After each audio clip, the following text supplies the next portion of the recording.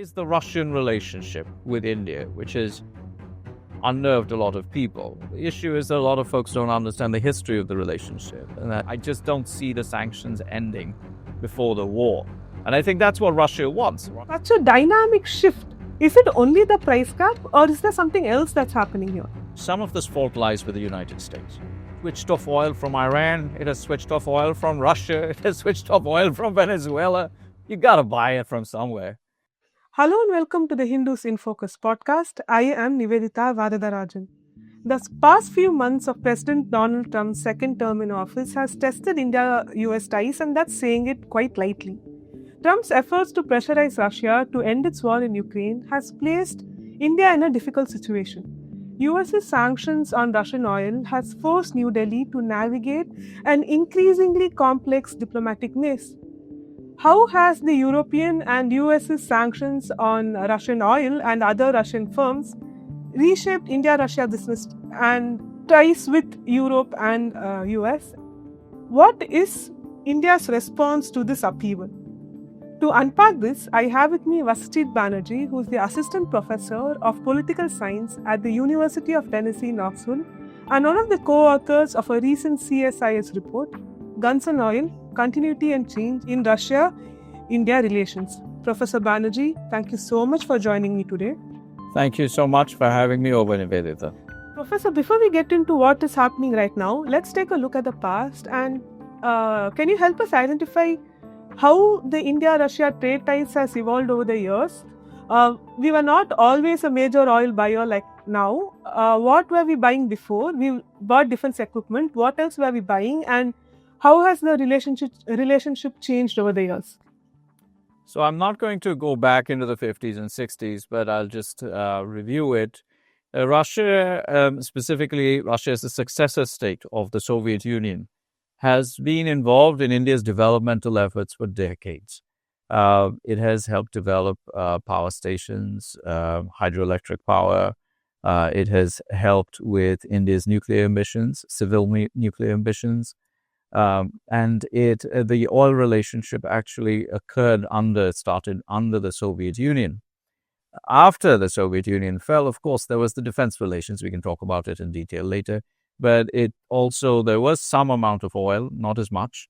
And then there were things like fertilizers, which are important, and nuclear reactors and technology sort of sharing was important as well.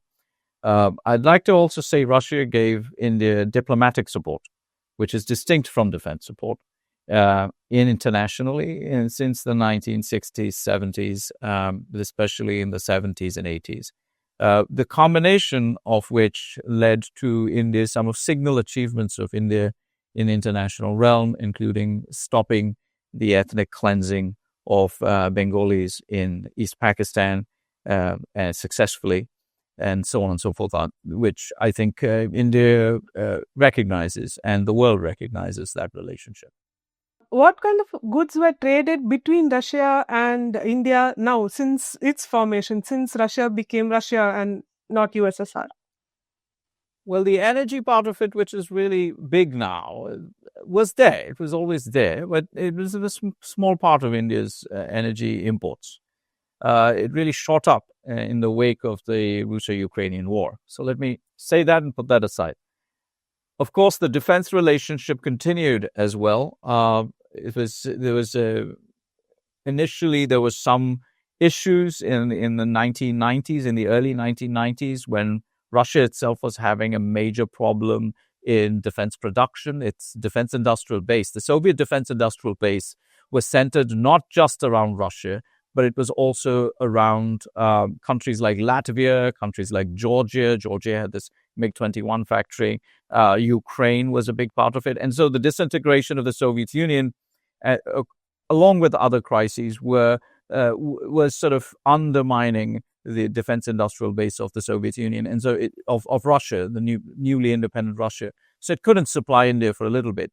But that revived by the end of the 1990s. India was very critical in reviving it because Indian orders kept places like the Sukhoi factory open. So it helped. And so that was a core thing. But Russia is also a supplier of things like fertilizer, and one of largest, I think, if not currently the largest, but was largest supplier of fertilizer to India. So Russia has been a sort of had a relationship, perhaps not as sophisticated in terms of the civilian side as the United States, but it's a deep relationship with India over many years. So, one of the pillars that we briefly talked about is defense.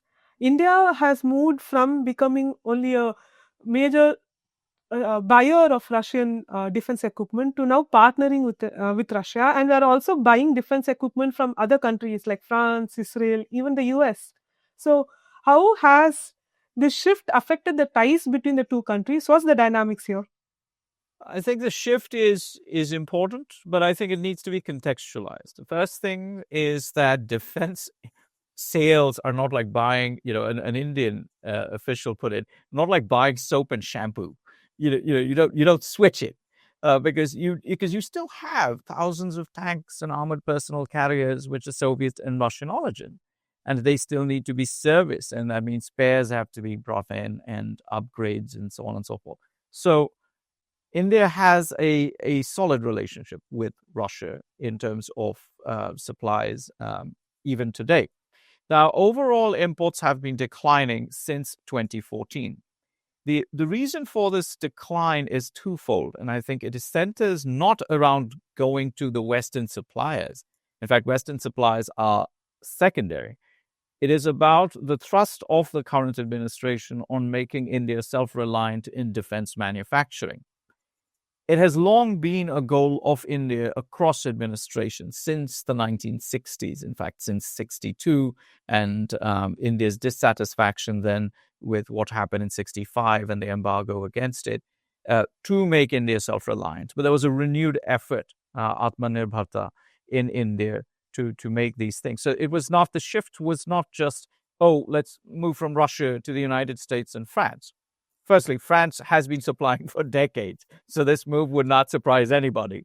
But India wanted to be self-reliant in manufacturing, so that was that. So there were lower imports, but continuous trade with Russia, defense trade with Russia, has been a characteristic, even though the amount that the new sales make up in terms of Indian imports to India, so the imports to India have declined. As a percentage, it has declined, but there are things that India has maintained with Russia. Now, the nature of the relationship has somewhat shifted. Now, India gets from Russia things that India cannot get from anybody else.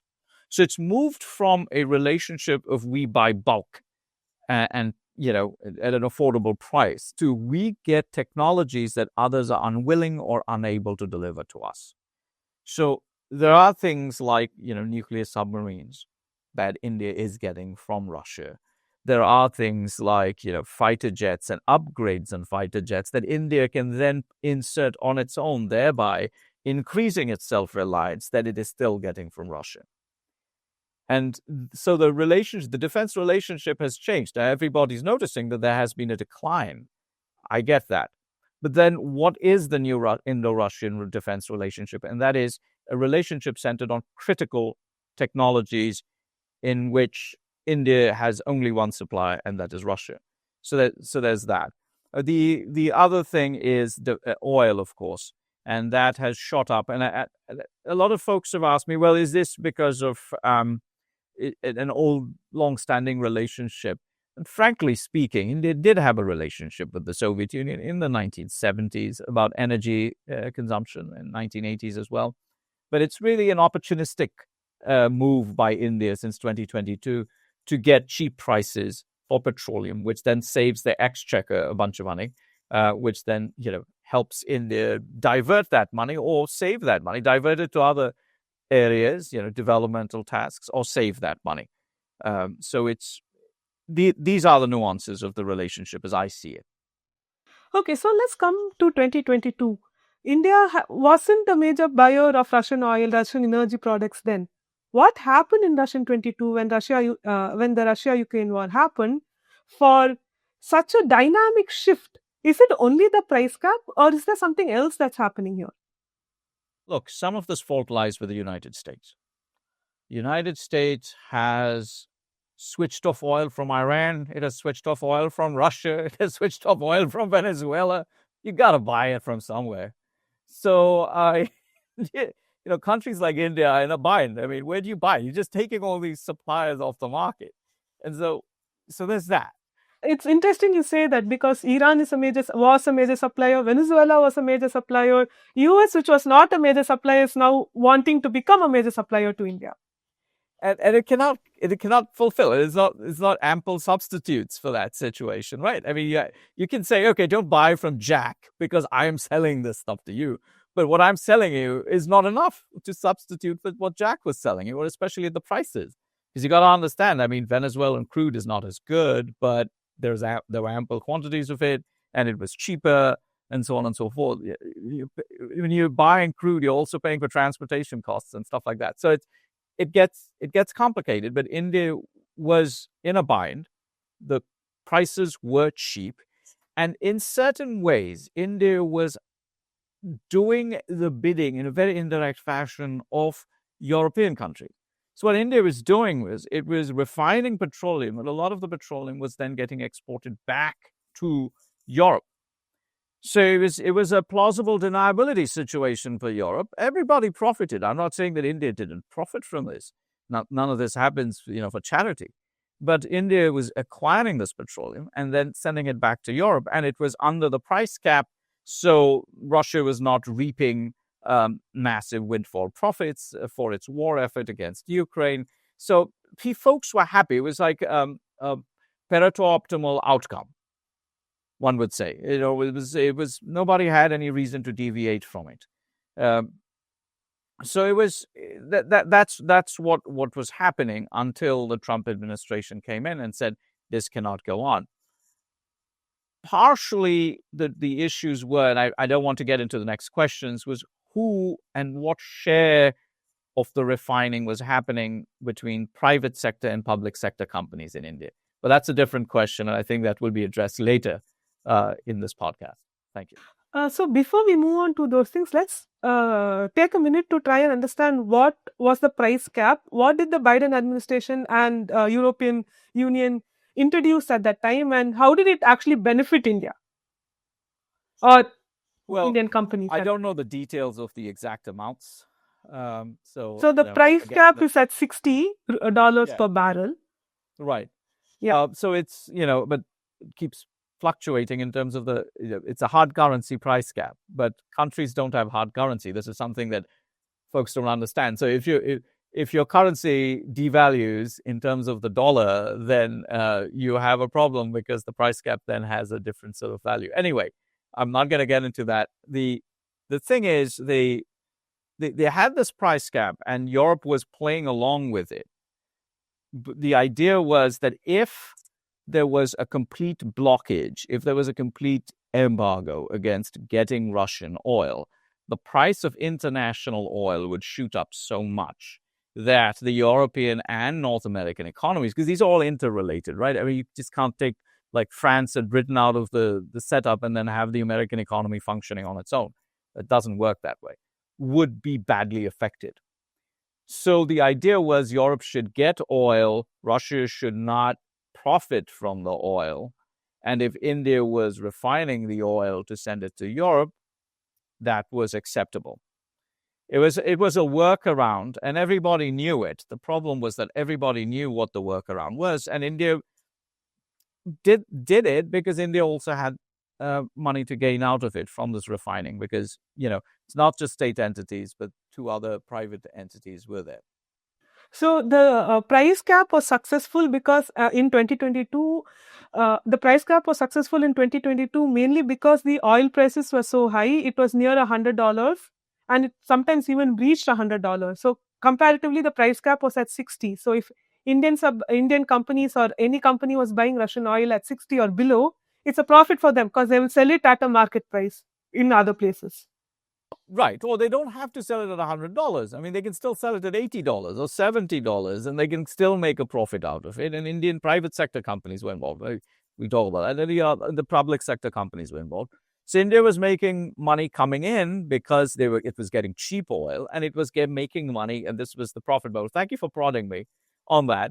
And making money on the way out because it could sell it at a higher price. And so everybody profited because the Europeans were getting it cheaper than they would have. India was making a profit, and the international economy kept chugging because this oil was available. Otherwise, there'd be a disaster in terms of extremely high oil prices and the effects on the international economy. And because the whole world was recovering from COVID-19 pandemic's effects, $100 per barrel oil price would have devastated not only the poor countries, but it would have had a global disastrous effect. Yes, absolutely. I mean, the poor country. You can see what one of the neglected aspects is the food crisis that happened, right? Due to the Russia-Ukrainian war and its effects on political stability in the global South, this underdeveloped countries, Africa, Latin America, Asia, so on and so forth. So there's that, and petroleum obviously would have that, but not only that, but also for developed countries. For example, Germany moved away from nuclear, and became reliant on Russia in some ways. So developed countries have made decisions that have made them more prone to effects of changing prices in petroleum, especially higher prices of petroleum. So how did this trade happen? We hear things like shadow fleets were used. We hear that the trade was done in local currencies, that is rupee and ruble. How is this trade different from the trade that happens generally when trade is done in dollars and using Western banks? How is this trade right now, the trade under sanctions, different? Well, yes. I mean, Russia would like India to use the Chinese currency, India to use dirhams, India to use rubles. Russia does not want. It has an arrangement already with India based on its long defense ties to accept Indian rupees. But the problem is that where does it spend the Indian rupees? I mean, if it's stuck here, there's so much you can spend here. India wants Russia to spend the money in India, obviously. So India wants Russia to get, invest in Indian infrastructure, roads, railways, dams, and so on and so forth. But Russia needs the money right now. It has a war going on, and so it wants it. Russia doesn't want to rely on the dollar. It wants to move away to other currencies, which in a way, what it does is especially if you think of the Chinese option, you get it through yuan. And I heard, and I don't know, you may know the details. There was some news about India being willing to use the Chinese currency. It keeps coming and then it keeps going, but India will never use renminbi because it's China's a competitor. So so I've heard this from time to time, but it helps China as well because it solidifies China's position as an alternative currency to the US dollar. So yes. I mean, I'm not a currency expert, as you know. That's entirely its own subfield of work. But yes, the desire for Russia to use an alternative to the dollar is there. It's pressuring India. India's position, and one has to give India credit for this, is that we already have a deal. We have Indian rupees and Russian rubles. We have an agreement. We have the banks. We can deposit the stuff. And the Russians have complained, right, that they don't want to do this trade. So I don't have an answer to that, but that's my explanation. But how durable is these workarounds? It's working around fine for now, but in the long term, how durable is this workaround against the sanctions? Iran sanctions, for example, have been going on for decades. There's no way for us to know that the war in Ukraine will end, or even if it ends, the sanctions against Russia will be taken. What I understand from my very limited understanding, I don't have any secret documents or conversations with high policymakers. I'm just somebody in the peanut gallery in the United States. My understanding is that if the war ends, some of the most egregious sanctions will go away against Russia, and some of the most heavy ones, and things are going to normalize somewhat. Of course, it depends on the terms of the peace agreement. You see, you can't just say that there's a peace agreement. What does Russia take out of it? What are the conditions, so on and so forth. So that is there. The sanctions could be lifted. The Iranian regime is a distinct case than Russia. Russia is a United Nations Security Council veto member. Russia is part of international agreements. And there's some recognition in the United States that it has to be reabsorbed or accommodated in some fashion. You cannot do without it. Iran is a regional threat, almost of a nuisance value, as they used to say in India back in the day. And so it's there. I mean, if it acquires nukes, nuclear missiles and nuclear weapons, it's a different story. So there's that. Will Russia, if the war carries on, then the sanctions will stay. I just don't see the sanctions ending before the war. And I think that's what Russia wants. Russia wants the sanctions to be lowered in exchange for sort of a peace agreement, or perhaps just sanctions lowered ideally on their own as an incentive for Russia to enter into peace agreements. I don't see that happening.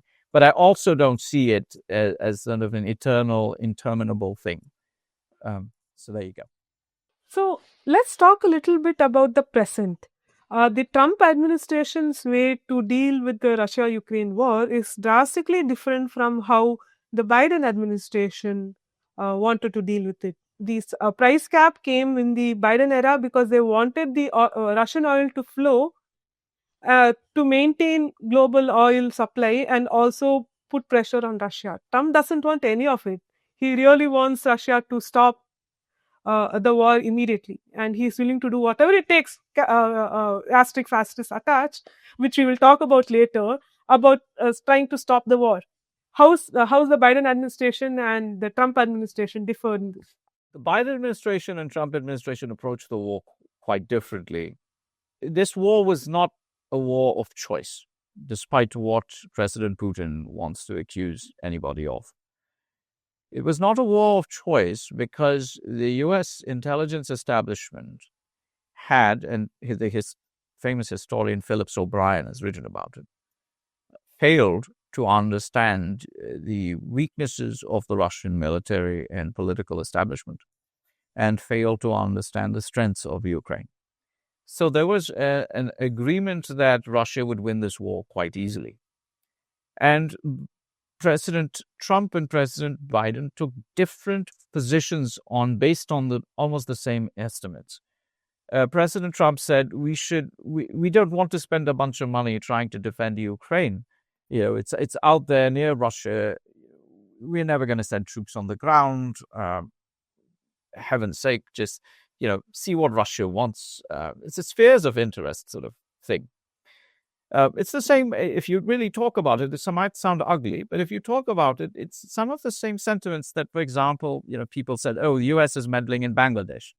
And I said to people, U.S. ultimately is not interested because India is much more important for the U.S. to have a relationship with. And so these things happen, even though people are not declared. Nobody says it formally, but that was the mindset. Now, President Biden thought of this as, let the Russians come in, and being an old Cold Warrior as he is, he remembers Afghanistan well. Let them come in, and then we'll bleed them. We'll get them in there, and then we'll beat them. But both of them assumed that the conventional war would be over. President Biden assumed that after Russia comes in, they're going to bleed Russia in Ukraine, akin to Afghanistan. And President Trump said this is a giant waste of time. We need to collaborate with Russia. We don't want Russia going on to the side of China. We need to separate them. And that's a very Nixonian way of looking at the Russia-China thing. Both of them were logical based on the same sort of estimates, right? Afterwards, when President Trump inherited the war, essentially, from the Biden administration, President Trump initially thought that pressuring Ukraine to stop, if he pressured Ukraine, Russia would restrain itself. Russia needed somebody who would also sort of tamp down on Ukraine in a way. And he did that. But Russia didn't stop. In fact, I think President Trump, and I'm not doing any armchair psychology, I hate that kind of stuff, is there was a realization that Russia was simply taking advantage of the United States tamping down on Ukraine to carry out its own war efforts. It was making empty promises, and grinding Ukraine down, essentially. And that led to a logical change of tact by the Trump administration, which again is perfectly logical. So what we have essentially in Ukraine, in the Russo-Ukrainian war, is President Trump pressured Ukraine. He was as amenable initially to coming to getting Russia and Ukraine to the table as perhaps Russia wanted. But then he realized that he's been played, that Russia is not interested. Russia is interested in crushing Ukraine, and he has thus shifted tact on Russia, and it wants an end to the war. Now, two things I want to say before I don't want to go on forever about this. The conflict is a positional conflict in Russia's eyes. What does a positional conflict mean? Russia feels its identity is involved with it as an imperial power, as a world power, as somebody which can exert force in Europe and matter in world politics, right? So that's one. For Ukraine, it is a matter of territory. It wants to save itself from being conquered by Russia whole. It wants to be a sovereign state and a part of Europe. Ukraine can make territorial concessions. Russia can theoretically make territorial concessions too. In fact, I argue that Russia, very, very controversially, Russia would return every acre of Ukrainian land it has conquered if Ukraine became a Russian protectorate. If Ukraine became a Russian protectorate and Russia became a, sort of a veto player in Ukrainian domestic politics permanently, Russia has no problems returning all or most. Maybe it keeps Crimea, but the rest it returns, it has no problems with, because that's what Russia wants. And Ukraine wants territorial integrity as well as sovereignty, which is an internally focused thing, and it's about autonomy. So these are ultimately incommensurate. And I think the Trump administration may be perhaps realizing it, that these positions are ultimately incommensurate. I don't know the solution to this. I don't want to give you an unsatisfactory answer, but I don't know what the solution to this is.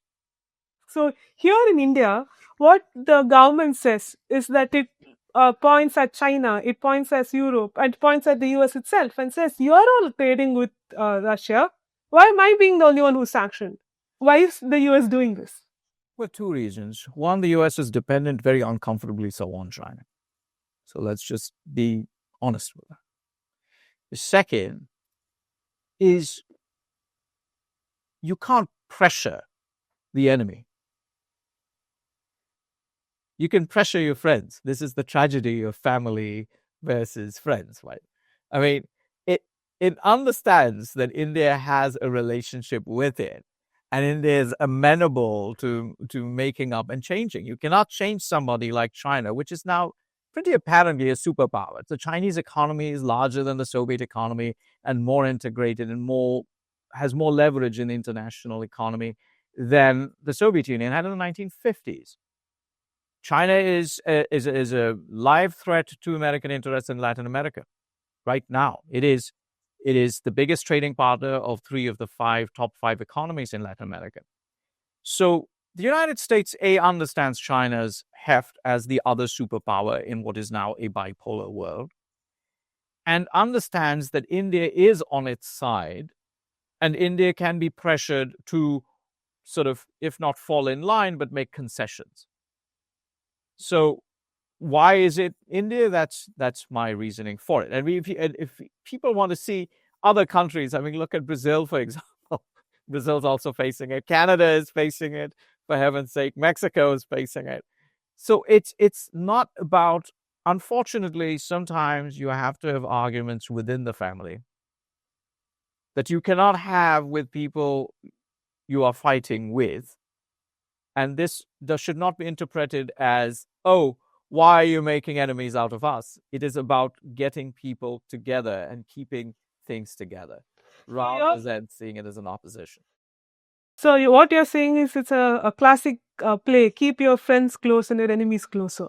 Yes, and I would say it's not about enemies closer, really. I mean, I think it's beyond that now. It's out in the open. I don't think things with China are going to go back to 1999. It's not happening. But the fact that they are not even pressuring Europe to stop buying oil and other products, natural gas, for example, which they buy a lot from Russia, that makes the US's strategy seems like they're needling India for some reason or the other, isn't it? Well, there is the Russian relationship with India, which has unnerved a lot of people. The issue is that a lot of folks don't understand the history of the relationship, and that, as I like to tell people, if you've had a long-term marriage with somebody for 30 or 35 years, divorcing them is difficult. And what usually happens is couples separate. They don't divorce anymore. They've grown children. They usually separate. They don't sign the papers. There's no official declaration or alimony payments. They're too old and they're retired. But they separate and they maintain their own households and they have cordial relationships and they probably appear at weddings and feasts together. So it's a different type of thing, and Europeans are more used to this. Europeans don't pressure India on Russia because Europeans are used to these sort of nuanced relationships. So that's part one. The other thing is that the Russian defense relationship is quite unnerving to folks in the United States. There are two other issues, and they're more recent issues. The Indian confrontation with China left a little bit of an aftertaste, a bitter aftertaste, with folks in Washington, D.C., because it seemed, and this is my perception, so shouldn't be representing anybody else's perceptions. It seemed that India had given up territory to China, and it was covering up and delivering excuses, justifying its positions and sort of fudging, as we say, fudging the reality of what was going on. The India-Pakistan Operation Sindhu business also unnerved people, and this again is much more of a. If people don't understand India's long-standing defense ties with Russia, they certainly do not understand the arcane legalities of the Simla Agreement and sort of India's rejection of any intervention, third-party intervention, given its awful experience in the 1940s in Kashmir, and then U.S. support for Pakistan in the 1960s and 70s. So there is a long-term, short-term memory of it, and I think that needs to be conveyed by the Indian diplomatic establishment. About that is really a sort of a position of misunderstanding, where I think the Indian establishment has to, instead of saying, 1971 USS Enterprise, Bay of Bengal, and so on and so forth, we don't want intervention, there needs to be an explanation of, look, we've tried this, third parties have come in and they've messed things up here. We don't want third party intervention. And we understand that the official version versus the actual version may differ. Telephone calls may be made. People may intervene. This happened in 1999. We all know that. But you don't talk about it. Again, Europeans are more comfortable with this kind of diplomacy than Americans, because the Europeans understand that there are certain realities you don't talk about. So even if you made peace, you don't talk about that. The issue with Pakistan, just continuing, is that just going to take up 2 minutes or a minute of your time, is that there is a new stress on having some kind of presence in Central Asia, especially the Bagram Air Base. So the United States is attempting to mollify certain interests in Pakistan. I believe this will have the same effect that U.S. efforts in Pakistan have had in the past, which is unfortunate. You have this period of, we can probably be great friends, followed by, oh my gosh, why are we not best friends? Followed by, you have betrayed my trust. This is horrible. And it's a cycle that keeps on happening. But right now with Bagram Air Base, there is this sort of a renewed thing with Pakistan. So coming back to India-US ties, the ties under Trump, it seems like how you deal with the Trump administration is, I have something to offer to you and you give me something in return, a very transactional nature, if I can say so myself. Does India have tools to extract concessions from the US? Absolutely, it does. The Indian Navy is its greatest asset. If the United States should have a confrontation in the South China Sea or across the Taiwan Straits, God forbid, the Indian Navy, whether you like it or not, has inherited the role of the Royal Navy in the Indian Ocean, from Singapore to Aden. And I think the Indian strategists would agree. It has to, hopefully, I forget how many, because the aircraft carriers keep changing it. It's going to get 3 aircraft carriers soon, I think, hopefully, which means 2 of them will be deployed at any one point of time. That's the usual. It has a growing fleet of submarines. It has a trained Navy with good relationships, not just in Southeast Asia, but also in East Africa and South Africa. It makes ports of calls, and it has exercises and interactions with armies in East Africa and as well, and in Central Southern Africa as well. So India will cover that. India is already doing that. It's done anti-piracy operations. So there's that. That's just the defense bit of it. In the Quad, all the powers, the 3 powers that are in the Quad, the Quadrilateral Security Dialogue, other than India, are what could be termed, as a theorist has termed it, as whales, in the sense that they're naval powers. Australia, Japan, United States. India is the only elephant. This is not my term, the author's term. India is the only elephant. It has a land army. And the land army equivalent of a fleet in being, which can be called a force in being. China cannot put all its eggs in the Taiwan basket at the same time, because it has to keep certain forces stationed at the Himalayas just in case India does something. That's a tremendous help to the United States. So we have naval, we have the military. Then we have the economy. India is a fantastic market to invest in. India is a fantastic market to sell in. Indians are selling goods and services, especially services, software, back-end work, to the United States. So these are major things that India is doing for the United States. The economic relationship is fantastic. And the defense relationship, the military relationship, is fantastic and probably critical for the United States too. Both, I would argue, are critical. If India stops its back office operations tomorrow, many of the largest corporations in the United States will not be able to, carry on their day-to-day operations. So India definitely has some leverage over the United States. But none of them are like as fancy as the rare earths which China possesses. And China is a monopoly when it comes to rare earths. They process 90% of the world's rare earths, and that's one of the reasons why the Trump administration hasn't been very truly hard on China, right? The United States has to expand. You're right. You're spot on. I cannot deny that. But it is diversifying. That will take a little bit of time. It is now, for folks forget this, but the Soviet Union was one of the world's, I think, the world's largest supplier of chrome. Even during the Cold War, the United States was buying chrome from the Soviet Union. And the other regime that had deposits of chrome that it needed was Rhodesia, which was a white minority regime. So there was this entire period of time where it was forced to deal with Rhodesia, a white minority regime, which was hobbling its political and diplomatic outreach to, Black Africa in those days, because it needed the chrome from Rhodesia. Thus, they'd had a Byrd Amendment and so on and so forth.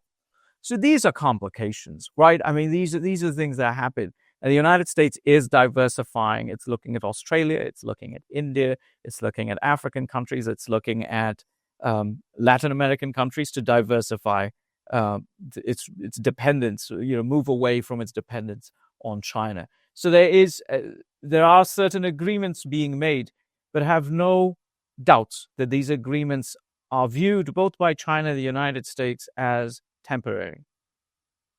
Even though things might get better, who knows? But there is a sort of an understanding, a broad understanding that these are things that are being made. So, because a complete collapse in the international economy would harm China and the United States. So there's sort of what I would argue is before a divorce happens, there are these periods of time where lawyers get together and say, look, you have to unravel your business interests before you end this partnership, let's say. And so there's this slow sort of unraveling as you're building other business interests elsewhere, and you're just peacefully unraveling that relationship. It's a long relationship. Certain critical U.S. defense equipment have materials that are only found in China, or China supplying them. So it will take a little bit of time. On the flip side, when you look at the Russia-India relationship, what are some of the factors that India has that can help India leverage its ties with Russia to actually change Moscow's behavior or actions or decisions? Is there anything we can do to ensure that Russia is forced to come to the table to talk to Ukraine or with the US or anyone? Well, India is one of the largest consumers of defense equipment from Russia, you see. So India could leverage that. I just don't see how, because who has the ability to substitute Russia? It's not 1973, is it? Where you can say, well, I'm not going to buy your tanks. I'm going to buy the 2,000 tanks America is making. Well, America's not making 2,000 tanks. America's making barely 300 of them or whatever. So you can't just claim that you're going to have some leverage. And this has been my problem with the United States attitude towards a lot of countries buying Russian weapons. I'm like, well, what are you offering? You can't stop fighting, your enemies, or you can't stop defending your borders and wait for 2 or 3 years and tell China, listen, the tanks are coming. So, we'll pick this up when we have the tanks and the armored personnel carriers. You need immediate solutions, and not just immediate solutions, you need network solutions. So Russia knows this is India's weakness. So I don't see defense as a thing. Maybe with petroleum, and India could leverage that by saying we're not going to buy Russian oil. But yet again, if there are no substitutes from Venezuela or Iran, then what happens, right? So is that a credible threat? So India and the United States have a relationship where there are credible threats that both can deploy, which frankly should be making Indian policymakers happy, because you want leverage. Ironically, with the Russian relationship, India has less leverage, I would argue, than it has with the US, which should give India some cause for concern with that relationship. A part of it is because, unlike India-US relationship, we don't have a cultural bridge with Russia, I would say. I would argue that India's never sought a cultural bridge. And Russia has, there were festivals of India in the 1980s. I remember those well. But Russia and India are old world powers. Russia is the last European land power, great power, land power as it sees itself. The world used to be dominated by them. People forget. Austro-Hungary, before that was the Austrian Empire, the German Empire, the Russian Empire. These were large. And Britain and France were maritime empires, but they were still empires. The world was dominated by European empires. Russia is the last Eurasian empire. So Russia and India, although there may not be connections, with a large diaspora community carrying out festivals in Russian cities, there is a deeper understanding of what it means to be a land power. The concerns that India has with China, Russia has had in the 1960s and 70s and 80s, right? An understanding of history, a deeper understanding. Things don't go back 50 years. Things go back 100 years or 200 years. It's a view of the world that is shared in a certain way. That things may come and go, but Russia and India go on forever. And so these ideas, and when you talk to when you talk to experts in India, I haven't interacted with the Russian experts. That is the idea that India's been here for thousands of years, and Russia's been there for hundreds, if not a couple of thousand years, at least for hundreds of years. And so there's this idea of the world. It's an old world way of looking at things. And this is not just about Russia. India shares this with France. It shares this with Britain. It shares this with Germany. These entities have existed for a long time, and compromises need to be made because they're not going anywhere, and so on and so forth. So it's not a cultural thing per se, but it's a way that they see themselves. I hate to use this word because what does it really mean? Civilizational states.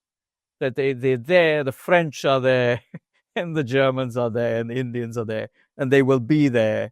And, so it's a different way of looking at the world. My final question to you is, how sustainable is the balancing act for India? I hear a lot about strategic autonomy, you see.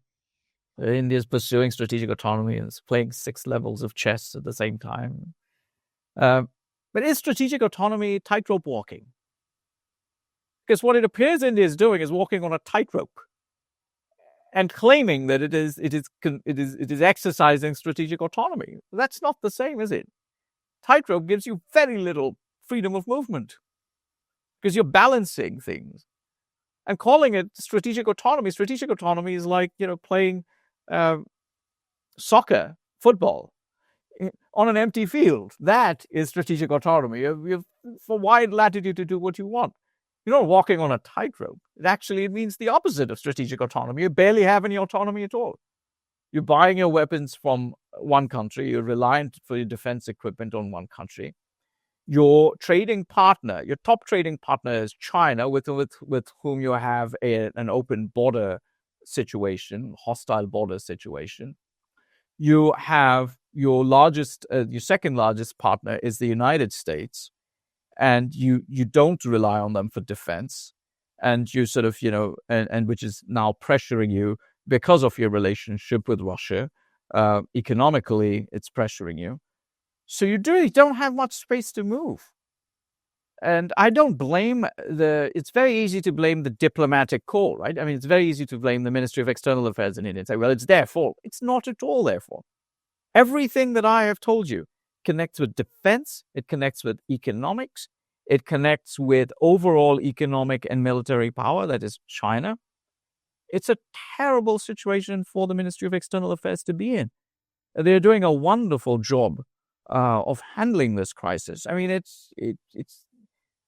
I always tell people it's one of the greatest things. I mean, India's been blessed with a fantastic Ministry of External Affairs that gets to handle some of the worst problems and does it with panache.